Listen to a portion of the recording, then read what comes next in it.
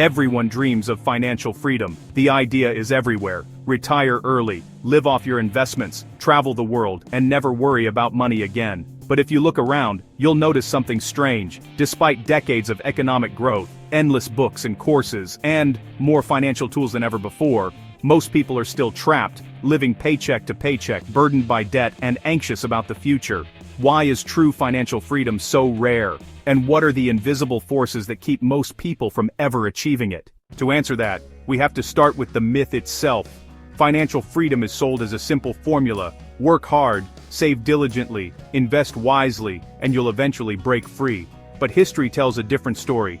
For most of human civilization, the vast majority of people have never been financially free. In ancient Rome, the average citizen was weighed down by taxes, rents, and debts to the wealthy elite. In medieval Europe, serfs worked the land for lords, with little hope of ever owning property or building wealth. Even in the modern era, the promise of upward mobility has always been more attainable for a lucky few than for the masses. The first barrier is structural. The economic system is designed to keep most people working, spending, and borrowing. Wages have stagnated for decades, while the cost of living, housing, healthcare, education has soared. The result? Even as people work harder and longer, they fall further behind. The system rewards capital, not labor. Those who already own assets, real estate, stocks, businesses, see their wealth multiply, while those who rely on wages struggle to keep up. This isn't a conspiracy, it's the natural outcome of how money and power flow in a capitalist society. But there's another, more subtle force at work: the culture of consumption. From the moment we're born, we're bombarded with messages telling us that happiness comes from spending. New cars, bigger houses, the latest gadgets, these are sold as symbols of success. Credit cards and easy loans make it possible to live beyond our means, but at a steep price. Debt becomes a trap, and the dream of financial freedom slips further away. Consider the story of the American middle class. In the decades after World War II, millions of families achieved a level of prosperity that was once, honestly, unimaginable. Home ownership soared, college became accessible, and retirement seemed secure. But over time, the cost of maintaining that lifestyle outpaced income growth. People borrowed to fill the gap, and the debt burden grew. Today, the average American household carries thousands in credit card debt, student loans, and mortgages. The result is a nation of workers who are always, just one emergency away from financial ruin. So why do so few escape? Part of the answer lies in education, or really, the lack of it. Most schools teach little about money beyond how to count it. Few people learn about investing, budgeting, or the dangers of compound interest. Financial literacy is left to chance, and the consequences are, well, pretty predictable. People make costly mistakes, fall for scams, or simply never learn how to build wealth. But even knowledge isn't always enough. The system is stacked in favor of those who start with advantages, family wealth, connections, or access to better opportunities. For everyone else, the climb is steep, and the margin for error is, honestly, razor thin. If the dream of financial freedom is so elusive, what can be done? In the next part, we'll explore the psychological traps and societal forces that keep most people stuck, and reveal the patterns that separate the few who break free from the many who never will. If the system is stacked against most people, why do so many still believe they can break free? The answer lies in the powerful psychological traps and social forces that keep people locked in place, even when the odds are against them. Understanding these invisible barriers is the first step toward escaping them, but most never even see the walls that surround them. One of the most powerful traps is the cycle of instant gratification. Human brains are wired to seek pleasure now and worry about consequences later. Marketers and corporations know this better than anyone. They design products, apps, and advertisements to trigger dopamine hits, making it almost impossible to resist the urge to spend. The result is a culture where saving and investing feel like sacrifices, while spending is rewarded with social approval and fleeting happiness. Over time, small daily choices, grabbing coffee, upgrading a phone, eating out, add up to a lifetime of missed opportunities for building wealth. But it's not just about spending. Fear plays an equally powerful role. The fear of missing out drives people to chase trends, buy into bubbles, or invest in things they don't understand. The fear of loss keeps them from taking calculated risks that could actually improve their financial future. Many people stay in jobs they hate, avoid negotiating for higher pay, or never start a side business, not because they lack ability, but because they fear failure or rejection. This emotional inertia is a silent killer of financial freedom. Social pressure is another invisible chain. Most people measure their success against their peers, not their own goals. If everyone around you is buying new cars, remodeling kitchens, or taking expensive vacations, it's hard to be the one who saves, invests, or lives below their means. Social media amplifies this effect, creating a constant stream of curated lifestyles that make even the most disciplined saver feel like they're missing out. The pressure to keep up leads to overspending, debt, and a cycle that's hard to break. Then there's the myth of the big break. Many people believe that financial freedom will come from a single event, a lottery win, a lucky investment, or a sudden promotion. This fantasy keeps them from building the slow, steady habits that actually lead to wealth. They chase shortcuts, fall for get-rich-quick schemes, or wait for the perfect moment that never comes. Meanwhile, the years slip by, and the window for compounding returns narrows.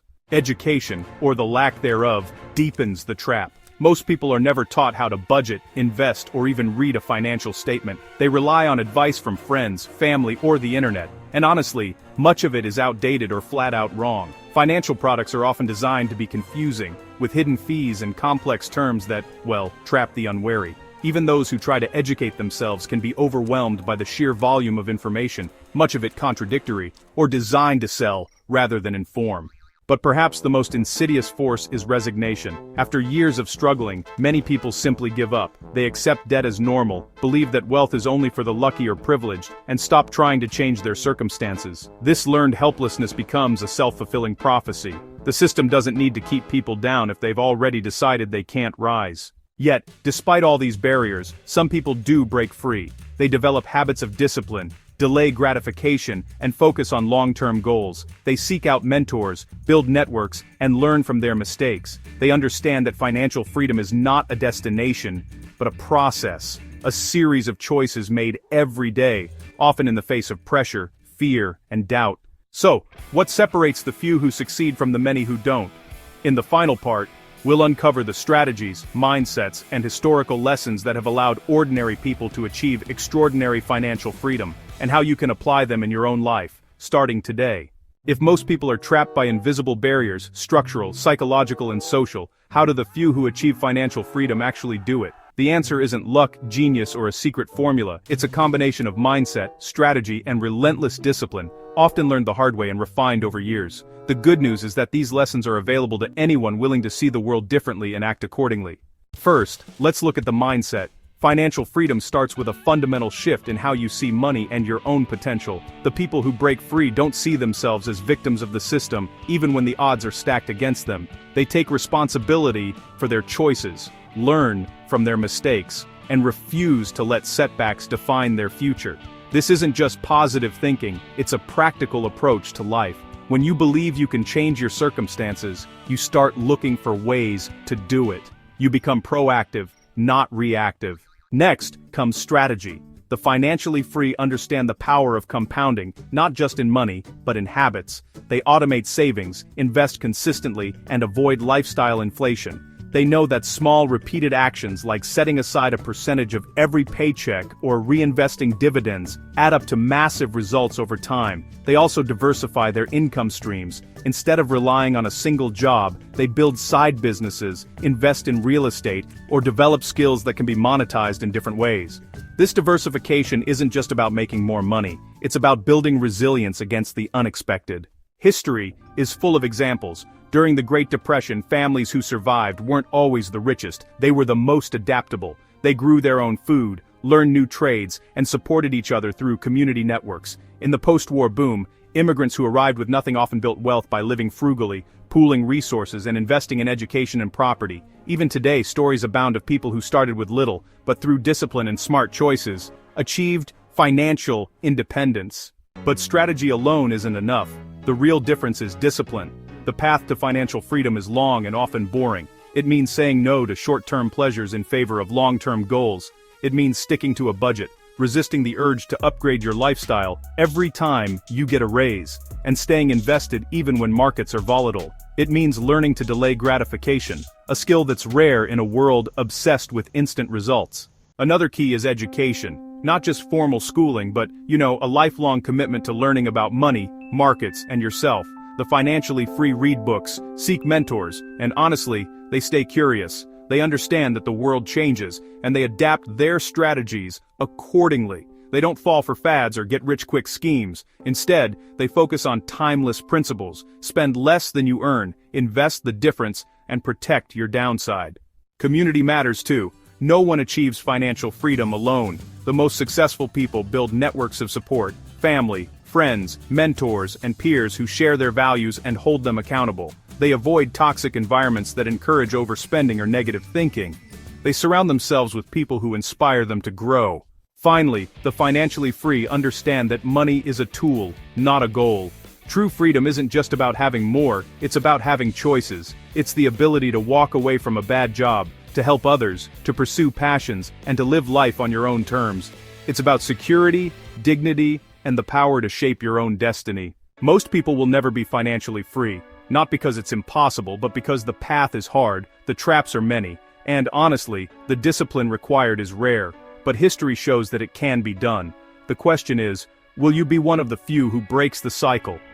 Will you take control of your habits, your mindset, and your future? If this video gave you a new perspective, hit subscribe and share it with someone who needs to hear the truth about financial freedom. History has the answers, and I'll be here to show you where to look. Start today, stay disciplined, and remember, the journey to freedom is built one choice at a time.